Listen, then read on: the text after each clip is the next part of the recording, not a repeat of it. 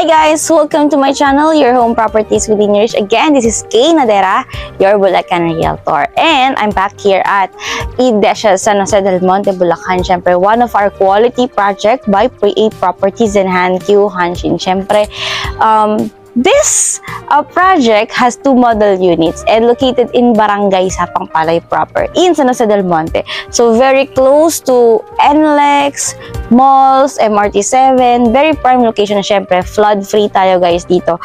And what's nice guys is this is one of the most affordable project here in San Jose del Monte, Bulacan. This is a bare type turnover unit. So dito muna tayo sa single attached natin na ang minimum lot area is 80 square meters, no guys. So this is, it has carport syempre. Ito yung ating dressed up model. So we have our spacious carport here and syempre you have your service area here. And ito yung iyong access door. So ang papasukin natin guys is yung ating dressed up. So halika, samahan ko kayo guys. Let's check our unit.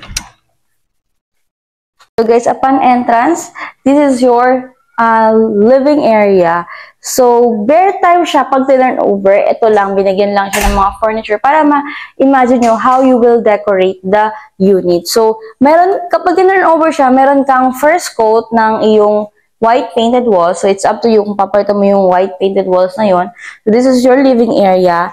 So, dressed up, syempre, meron ka ng tiles. Pero, pag turn over, wala pa siyang tiles. So, it's a nice thing kasi you're going to be the one to choose kung anong decorations na gusto mo sa unit mo. So, you have your space here na you can use for your dining area. So, it's up to you paano mo siya yan, no? Pero dito, ginitna nila yung iyong dining area. And, so, sa turnover, no? Sa turnover, you have your countertop, pero hindi siya L-shape. So, ang countertop mo, ito lang. So, yan. Wala kang overhead cabinet. So, ito lang yung countertop mo. Meron naman siyang turnover na sink.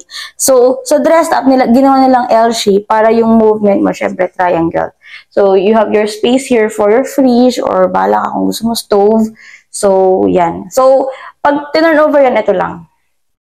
Okay? So, you have your sliding window here.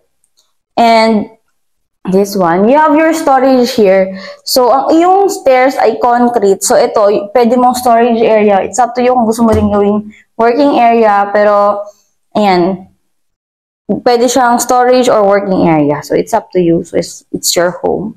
So, for our toilet and bath, sa toilet and bath, meron tayong tile sa turnover. Pero, hindi siya ganito. Kasi ito, ginawa na nilang full na yung toilet and bath, no? Ay yung kanyang tiles hanggang ceiling. Pero pag turn over, may tiles naman siya hanggang dito.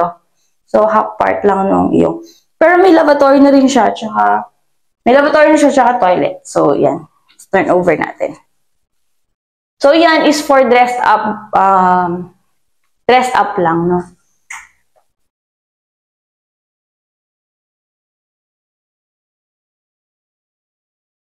So guys, let's check our second floor. Sa sideways guys, ganito na siya. Ito kasi black to pag turn over. So, piniturahan lang nila ng cream color. So, steel pa din siya na tubular. Tapos, concrete yung iyong stairs. Sa stairs, wala pa siyang tiles. So, it's up to you kung ano ilalagay mo na tiles, no? So, let's go upstairs.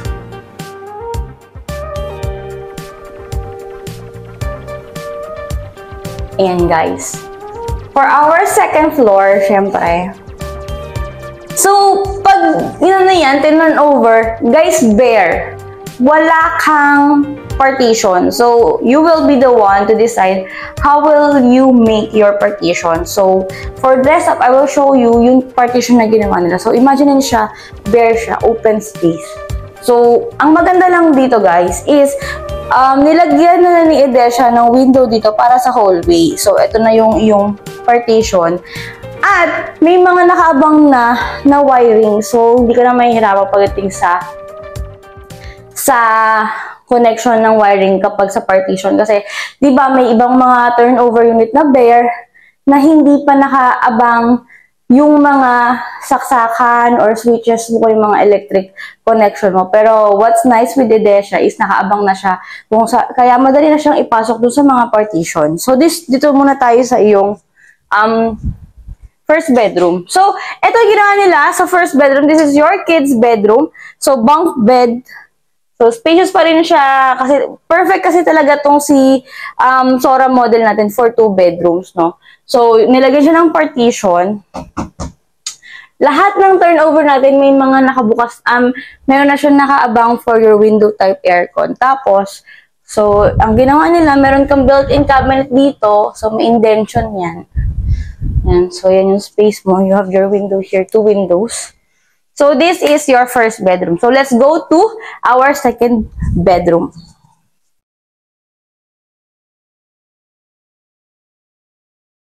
And guys, let's go. Sa ating second bedroom, you have your huge sliding aluminum window. Ito yung facing sa front yard mo. So, kasya dito ang iyong double bed. So, this is your master's bedroom, no? Double bed yan. So, you have your bedside table.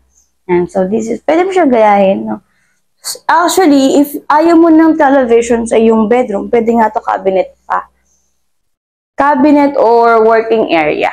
Pero kasi, ang ginawa nila dito, nung dinesign nila to, ang kanilang cabinet ay ito. Naka-built-in din siya. Naka-built-in din siya. Ayan. So, Sora is a single attached model unit natin. So, meron na din abang. Dito yung abang ng aircon mo, window type. Open yan, guys, pag tinan over kasi para sa window talaga siya.